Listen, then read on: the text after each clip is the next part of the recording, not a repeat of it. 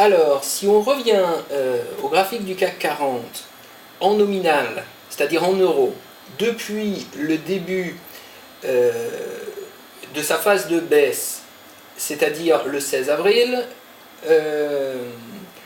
on peut quand même observer un certain nombre de choses qui sont intéressantes. C'est-à-dire que la première chose qui frappe quand on regarde ce graphique qui est en unité de temps intraday, c'est que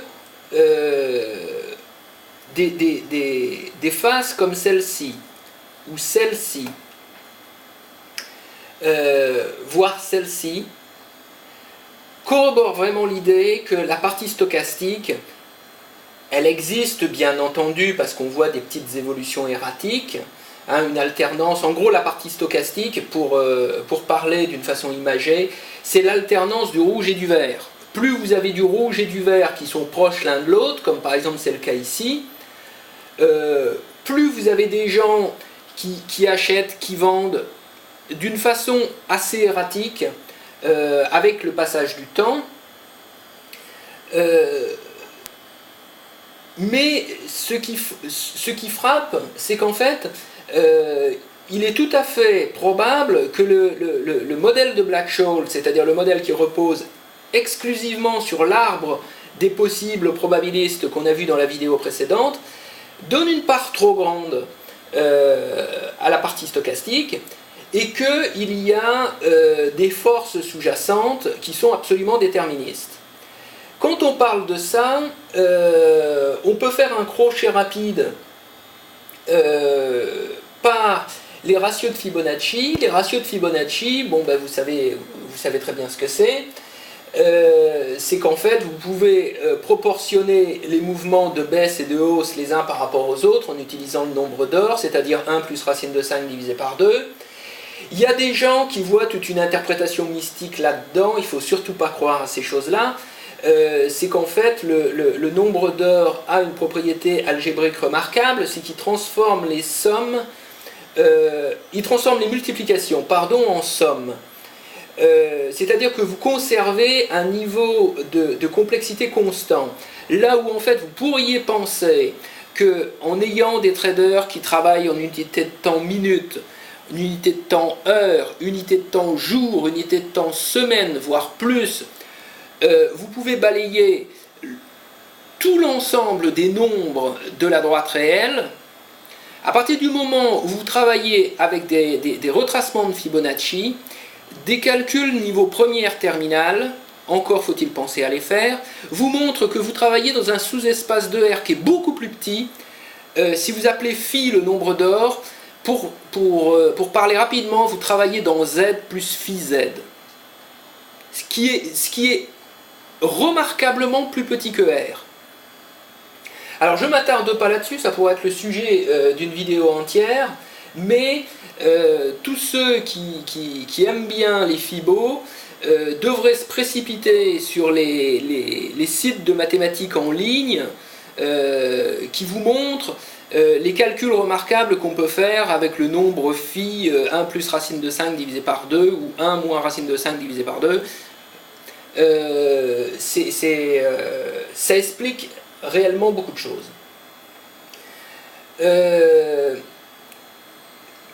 À partir de ce moment-là, quand on regarde une évolution comme ça et qu'on voit la présence de ces lignes, il est difficile de ne pas penser aux idées qui sont implicites dans le discours de quelqu'un, par exemple comme Paul Jorion, même s'il ne le dit jamais réellement ouvertement. C'est-à-dire que le marché boursier, on peut le diviser en trois. Les gros acteurs qui sont responsables de la tendance, les acteurs moyens qui seraient responsables de la fluctuation, ce que j'appelle la fluctuation, c'est un bas, un haut, un bas, un haut, un bas, un haut, un bas, un haut, etc., etc. Et les petits acteurs qui sont responsables du stochastique, c'est-à-dire les toutes petites oscillations qui font alterner le rouge et le vert. Les tout petits acteurs, c'est vous et moi et Pépé Mémé avec son plan d'épargne. C'est-à-dire que nous détenons du risque. Nous détenons du risque, on ne l'a pas créé. mais on le détient. C'est d'ailleurs, si vous regardez d'un point de vue sociologique la fonction des classes moyennes, hein, vous pouvez vous reporter au travail de gens comme Louis Chauvel, mais pas seulement, Emmanuel Todd aussi, de temps en temps il parle de ça. C'est-à-dire que le travail des classes moyennes tel que conçu par Ford et ses amis dans les années 20-30, c'est vraiment d'absorber la production des classes supérieures. Les classes supérieures, c'est les gros acteurs. Les gros acteurs, actuellement, qu'est-ce qu'ils font? Ils créent du risque. Ce faisant, ils créent aussi une tendance. Vous pouvez penser aux articles de Matt Taibbi sur Goldman Sachs et la responsabilité de Goldman Sachs dans la bulle des matières premières en 2008. Goldman Sachs crée du risque, à partir de rien. Et là, vous avez les acteurs intermédiaires, comme les banques commerciales, qui, eux, tradent le risque. Et majoritairement, le vendent à des petits porteurs, qui font partie des classes moyennes, pas les plus pauvres, parce que les plus pauvres n'ont pas d'argent à mettre dans le marché, et les plus riches, faisant partie des classes supérieures, savent très bien qu'ils ne doivent pas passer par ces gens-là. Donc, ils tradent, les acteurs intermédiaires tradent le risque. Et là, vous divisez le marché boursier en trois parties. Une partie très significative, les gros acteurs qui créent la tendance en créant du risque. Les acteurs moyens qui créent la fluctuation, qui est mean reverting, qui est à fréquence beaucoup plus élevée. Et finalement, les tout petits acteurs qui n'ont aucun poids dans l'évolution des cours boursiers et qui, eux, sont responsables de la partie stochastique, c'est-à-dire que vous en avez la moitié qui monte et la moitié qui baisse, ça n'a aucune espèce d'importance. Par contre, on peut, sur la base de cette décomposition, on peut faire du traitement du signal, mais on peut peut-être faire mieux. C'est-à-dire que quand on s'intéresse au CAC 40 ou au DAX ou à n'importe quel indice depuis décembre 2009, on a non seulement la fluctuation du prix des actifs, mais on a aussi la fluctuation de la monnaie dans laquelle ils sont exprimés. Je veux dire par là que le dollar index en décembre 2009 était à 74, à l'heure où je vous parle, il est autour de 89.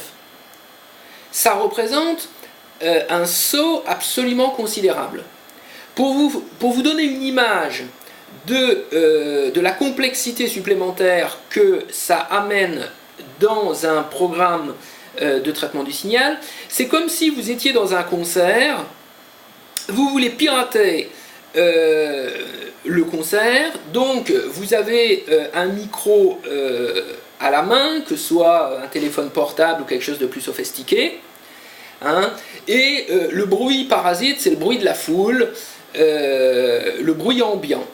Donc ça déjà, ça vous dégrade le signal sonore, mais ça pourrait représenter la fluctuation du prix des actifs. Mais à partir du moment où vous avez une devise qui fluctue énormément, vous introduisez une autre fluctuation. C'est comme si vous déplaciez dans la foule des fans du groupe musical, en allant de droite à gauche devant les murs d'enceinte, et donc vous introduisez des interférences en vous déplaçant. Et ce déplacement, ça peut être le déplacement de la devise. Si vous essayez d'extraire l'information sur le prix des actifs, parce que au bout du compte c'est ça qui vous intéresse, vous devez donc retirer le bruit ambiant, mais vous devez en plus compenser les interférences qui sont liées au fait que vous allez vous promener à droite et à gauche du micro, c'est-à-dire de la voix de la chanteuse ou du chanteur. Dit en langage un petit peu plus académique, vous auriez très envie de chercher une valeur beaucoup plus efficiente.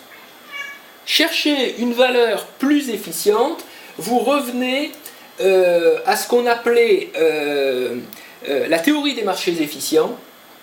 Sauf que la théorie des marchés efficients, elle partait du principe que les marchés exprimés en nominal étaient efficients.